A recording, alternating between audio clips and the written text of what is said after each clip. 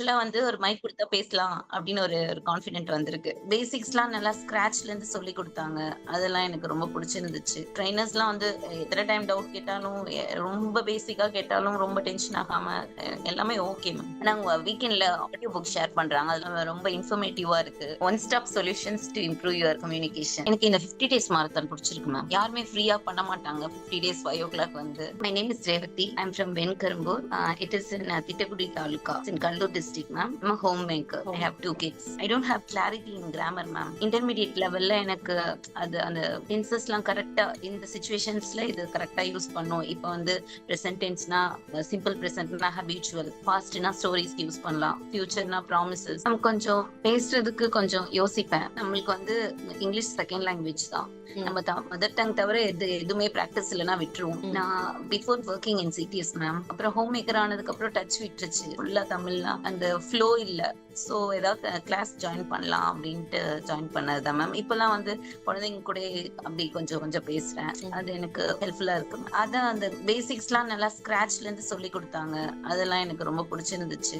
அப்புறம் அந்த குவாலிஃபயர்ஸ் அந்த கான்செப்ட்லாம் நான் பார்த்ததே இல்ல. அதெல்லாம் சொன்னது எனக்கு ரொம்ப பிடிச்சிருந்துச்சு. கிராமர்ல she is good, she is looking good, இந்த மாதிரிலாம் அது எந்த டென்ஸ்னே அவங்க ஃபர்ஸ்ட் கேட்கும்போது எனக்கு சொல்லவே முடியல. அந்த மாதிரி குவாலிஃபயர்ஸ் அதெல்லாம் சொல்லும், பொசிஷன்ஸ் அதெல்லாம் சொல்லும் போது ஓகே இது இப்படி இந்த கேட்டகரியில வைக்கலாமா, புதுசா இருந்துச்சு. நான் ஃபர்ஸ்ட் கிட்ஸ்க்கு நல்லா கிளியரா நான் வந்து ஃப்ளூயண்டா ஆக்கணும். நான் ஃப்ளூயண்டா இருந்தா அவங்க ஆட்டோமேட்டிக்கா ஃப்ளூயண்டா ஆயிடுவாங்க. மெயின் பர்பஸ் அது. அதுக்கப்புறம் வந்து நான் வந்து இப்போ நான் வில்லேஜ்ல தான் இருக்கேன். ஆஃப்டர் 1 இயர் சென்னை போவேன். அப்ப போகும்போது டில் கவர்மெண்ட் ஜாப் ட்ரை பண்ற வரைக்கும் வேற ஏதாவது அந்த மாதிரி கம்யூனிகேஷன் யூஸ் பண்ணி ஒர்க் பண்ற மாதிரி ஏதாவது ஒரு ஜாப் இருந்துச்சுன்னா பண்ணலான்னு இருக்கேன் மேம். அதுக்காக சோ இது மஸ்ட் இல்லையா, நிறைய ஸ்கில்ஸ் இருக்கும். சோ இதை இம்ப்ரூவ் பண்ணணும். அதனால நான் ஜாயின் பண்ணேன் மேம். நான் Facebookல பார்த்தேன் மேம். ட்ரூவா சொல்லணும்னா ஜஸ்ட் 99 rupees தான் சொன்னாங்க அந்த ஒர்க் ஷாப். 99 தானே, உங்களை ஃபுல்லா நல்லா கான்ஃபிடென்ட்டா மாத்துவோம், நிறைய ப்ராமிசஸ் எல்லாம் கொடுத்தாங்க. சோ போய் பார்க்கலான்ட்டு ஜாயின் பண்ணேன். அப்புறம் எனக்கு அந்த ஒர்க் ஷாப்புமே ரொம்ப இன்ஸ்பிரேஷனலா தான் இருந்துச்சு. அதனால நான் அப்புறம் அடுத்த லெவல்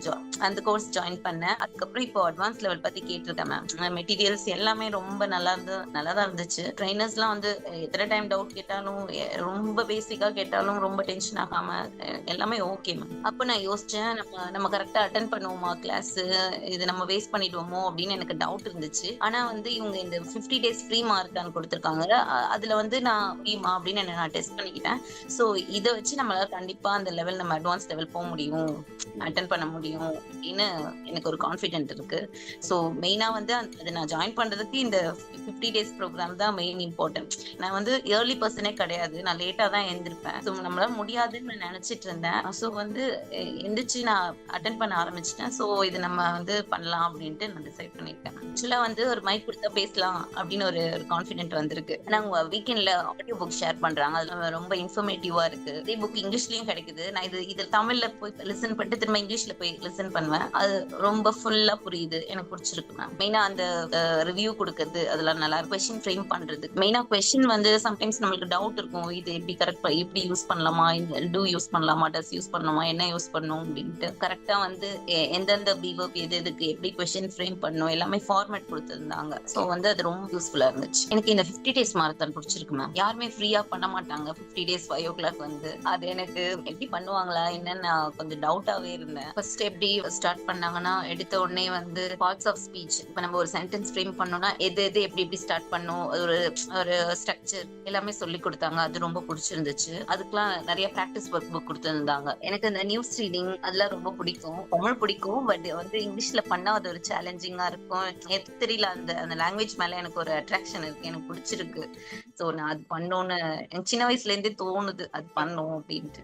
ரொம்ப ஒரு பிடிச்ச டிப்ஸ் சார் சொன்னதுலேயே என்னன்னா, இப்போ ஒருத்தவங்க நம்ம ஒர்க் பண்ணிட்டு இருக்கும் போது பேசுறாங்க அப்படின்னா நம்ம ஜஸ்ட் அவங்கள பார்க்கவே தேவையில்ல, நம்மளுடைய ஒர்க் பண்ணிக்கிட்டே அவங்களுக்கு ரெஸ்பான்ஸ் பண்ணும்போது அவங்க ஆட்டோமேட்டிக்கா சோ ஒரு ஃப்ளோ இருக்காது, அவங்க ஸ்கிப் பண்ணிடுவாங்க. எனக்கு அந்த லெசன் ரொம்ப பிடிச்சிருந்துச்சு. நான் நிறைய டைம் வேஸ்ட் பண்ணிருக்கேன் அந்த மாதிரி. எனக்கு அந்த லெசன் ரொம்ப பிடிச்சிருந்துச்சு மேம். நான் கண்டிப்பா இந்த இன்ஸ்டியூட் ரெஃபர் பண்ணுவேன் மேம். யாராவது கேக்குறாங்கன்னா கண்டிப்பா நான் சொல்வேன், எனக்கு பிடிச்சிருக்கு, நல்ல இன்ஸ்டியூட் ஜாயின் பண்ணுங்கன்னு சொல்வேன். 7 Angels Academy, they keep up the promise. What they are saying, they just keep their words. One stop solutions to improve your communication.